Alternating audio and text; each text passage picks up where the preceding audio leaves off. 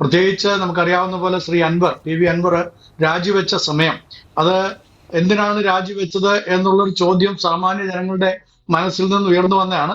അപ്പോൾ അദ്ദേഹം ഇപ്പോഴത്തെ സർക്കാരിനെതിരെയുള്ള ഒരു നിലപാടുമായിട്ടാണ് രാജിക്കത്ത് കൊടുത്തതെന്നാണ് അദ്ദേഹം വിവരിച്ചിരിക്കുന്നത്. എന്നാൽ അതിനുശേഷം അദ്ദേഹം ജനവിധി തേടാനായിട്ട് വന്നപ്പോൾ ജനങ്ങൾ അദ്ദേഹത്തെ കൈക്കൊള്ളുമോ ഇല്ലയോ എന്നുള്ളൊരു ചോദ്യം ജനങ്ങളുടെ മധ്യത്തിലൂടെ നമ്മൾ ചോദിച്ചപ്പോൾ അതിനകത്ത് ആരും പറയാത്ത ചില കാര്യങ്ങളിലേക്കാണ് നിങ്ങളെ കൊണ്ടുപോവുകയാണ്. എന്നോട് ആർക്കും, ഇത് കേൾക്കുന്ന ആർക്കും വിരോധം തോന്നരുത്. ഞാനിത് ഇവിടുത്തെ ജനങ്ങളുടെ പൾസ് മനസ്സിലാക്കിയിട്ട് പറയുന്നതാണ്. കാരണം ഞാനൊരു നൽബൂക്കാരനാണ്, ഞാൻ വോട്ട് ചെയ്തവനാണ്. എനിക്ക് ഇവിടുത്തെ എല്ലാ രാഷ്ട്രീയ പാർട്ടിക്കാരുമായിട്ട് നല്ല ബന്ധങ്ങളുണ്ട്. ഇവിടെ ജയിച്ചതായിട്ടുള്ള MLA അദ്ദേഹം എൻ്റെ ഏറ്റവും അടുത്ത സുഹൃത്താണ്. അദ്ദേഹം മത്സരിക്കാൻ താല്പര്യപ്പെട്ട കാര്യം തന്നെ ആദ്യമേ ഞാനുമായിട്ട് ഡിസ്കസ് ചെയ്തിട്ടാണ് അദ്ദേഹവും മറ്റു പാർട്ടി നേതാക്കന്മാരുമായിട്ടൊക്കെ സംസാരിച്ചത്.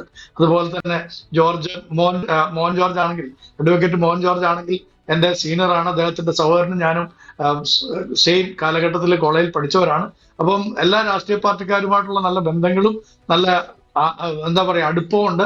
മാത്രമല്ല സാമൂഹ്യ സാംസ്കാരിക രാഷ്ട്രീയ രംഗങ്ങളിലൊക്കെ അവരോടൊപ്പം പല മേഖലകളിൽ പ്രവർത്തിക്കാനുള്ള സാഹചര്യങ്ങൾ ലഭിക്കുന്ന ഒരു വ്യക്തി എന്നുള്ള നിലയിൽ രണ്ട് കാര്യങ്ങൾ വിശദമാക്കാൻ ആഗ്രഹിക്കുകയാണ്.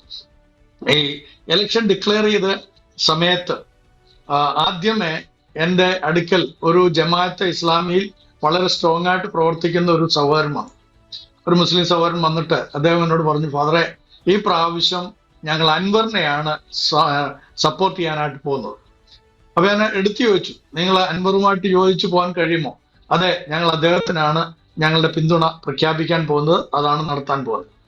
അത് കഴിഞ്ഞ് ഇദ്ദേഹം നോമിനേഷൻ കൊടുത്തു കഴിഞ്ഞ് അതിന്റെ ശേഷം ആണ് വെൽഫെയർ പാർട്ടി അഥവാ ജമാഅത്ത് ഇസ്ലാമി മാത്രമല്ല വെൽഫെയർ പാർട്ടിയിലുള്ളത് വേറെയും പല അംബേദ്കറിസ്റ്റും ഒക്കെ അതിനകത്തുള്ളതാണ്.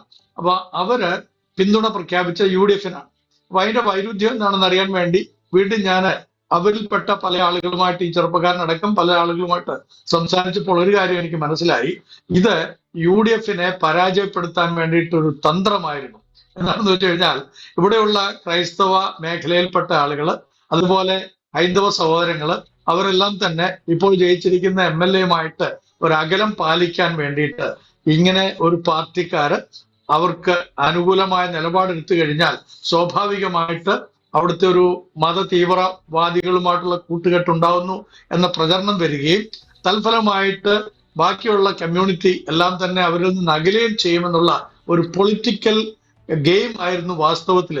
സത്യത്തിൽ ഇപ്പോൾ നമ്മൾ ഈ റിസൾട്ട് കാണുമ്പോൾ ഞാൻ അന്ന് ഇതെനിക്ക് തോന്നുന്നത്, ഞാൻ ഡിജോയുമായിട്ട് ഈ കാര്യം നേരത്തെ തന്നെ സംസാരിച്ചിട്ടുള്ളതാണ്, നമ്മൾ ചാനൽ ചർച്ചയിൽ വരാതിരുന്നതെന്ന് മാത്രമേ ഉള്ളൂ. അന്ന് ഞാൻ പറഞ്ഞാണ് സംഭവിക്കാൻ പോകുന്നത്.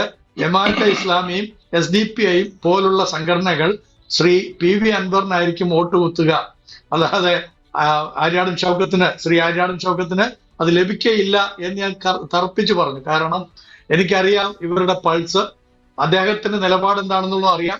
ശ്രീ ആര്യാടൻ ഷൗക്കത്ത് എന്ന് പറയുന്നത് വളരെ നല്ല ഒരു മതേതരത്വ കാഴ്ചപ്പാടുള്ളവൻ മാത്രമല്ല, മതേതരത്വ കാഴ്ചപ്പാടോട് ജീവിക്കുകയും ക്രൈസ്തവ സമൂഹത്തിന് വേണ്ടി എക്കാലവും ശബ്ദിക്കുകയും ചെയ്ത പ്രിയപ്പെട്ട ആര്യാടൻ മുഹമ്മദ് ജിയുടെ മകനും കൂടിയാണ്. അപ്പൊ ആ ഒരു വലിയ ലെഗസിയുള്ള വ്യക്തി എന്നുള്ള നിലയിൽ ക്രൈസ്തവ സമൂഹത്തോട് എപ്പോഴും അടുത്ു നിൽക്കുന്ന ഒരു വ്യക്തിയാണ് ശ്രീ ആര്യാടൻ ഷൗക്കത്ത്.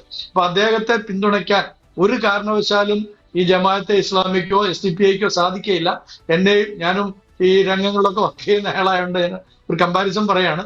എന്നെയും ശ്രീ ആര്യാടൻ ഷൗക്കത്തിനെയും കൂടെ നിർത്തിയിട്ട് ആരെയാണ് നിങ്ങളെ വെറുക്കുന്നത് ചോദിച്ചു കഴിഞ്ഞാൽ അവര് ചൂണ്ടി പറയുന്നത് ശ്രീ ആര്യാടൻ ഷൗക്കത്തിനെ ആയിരിക്കും. അത്രമാത്രം അദ്ദേഹം സാമൂഹ്യ പരിഷ്കരണത്തിന് വേണ്ടിയിട്ട് അവരുടെ ഇടയിൽ പ്രവർത്തിക്കുകയും അതോടൊപ്പം തന്നെ പാഠം എന്നൊരു വിലാപം എന്ന് പറയുന്ന ഒരു സിനിമ, അതോടൊപ്പം തന്നെ ദൈവനാമത്തിൽ, ഈ രണ്ട് വലിയ സിനിമകൾ അന്തർദേശീയ തലത്തിൽ പോലും ശ്രദ്ധയാർജിച്ച രണ്ട് സിനിമകൾ നിർമ്മിച്ചതും അത് കൊണ്ടുവന്നതൊക്കെ ഈ പ്രിയപ്പെട്ട ആര്യാടൻ ഷൗക്കത്താണ്. അപ്പൊ അദ്ദേഹത്തോടുള്ള അവരുടെ വാശിയും വൈരാഗ്യവും തീർത്താൽ തീർന്നല്ല. പക്ഷേ അത് ശ്രീ PV അൻവർ സാഹിബും ഈ ജമാഅത്തെ ഇസ്ലാമിയും കൂടെ ഒരുക്കിയതായിട്ടുള്ള ഒരു കെണിയായിരുന്നു. അത് തിരിച്ചറിയാൻ കഴിയാതെ പ്രതിപക്ഷ നേതാവടക്കം പലരും ആ കെണിയിൽ വീണു എന്നുള്ള ഒരു സങ്കടം നമുക്കൊക്കെ ഉണ്ട്.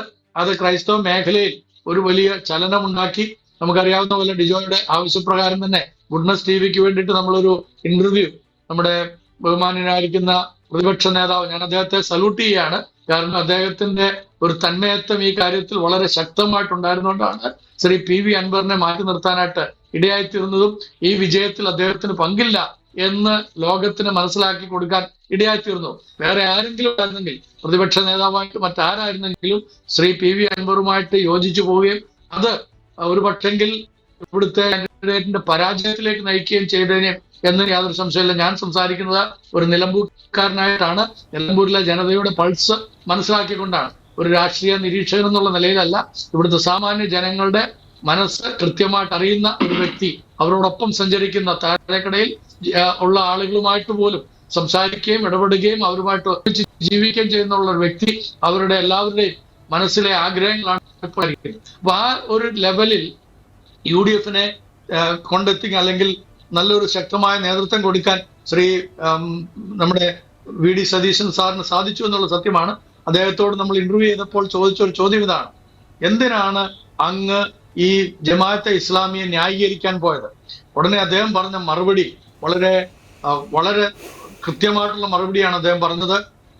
നമ്മുടെ ചാനലിൽ തന്നെ അത് പ്രക്ഷേപണം ചെയ്തല്ലോ. അതിനകത്ത് വളരെ കൃത്യമായിട്ട് അദ്ദേഹം പറഞ്ഞു, അത് എന്റെ വാക്കുകളല്ല, ഇവിടുത്തെ ബഹുമാനപ്പെട്ട മുഖ്യമന്ത്രി പറഞ്ഞ കാര്യങ്ങൾ, ജമാഅത്തെ ഇസ്ലാമിയെ കുറിച്ച് മുഖ്യമന്ത്രി പറഞ്ഞ കാര്യങ്ങളാണ് ഞാൻ എടുത്തു പറഞ്ഞത്.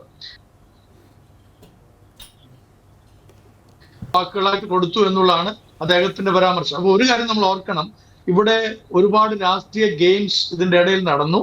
ആ ഗെയിംസിൽ ഒന്നും തന്നെ ഇവിടുത്തെ സാധാരണ പോയില്ല. അവർക്ക് കൃത്യമായിട്ട് അറിയാം ആര് ജയിക്കണം.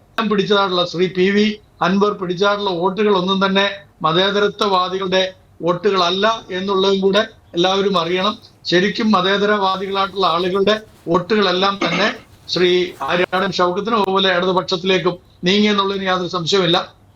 അപ്പോൾ ഇതാണ് വാസ്തവത്തിൽ ഇവിടെ സംഭവിച്ച ഒരു ചരിത്രം.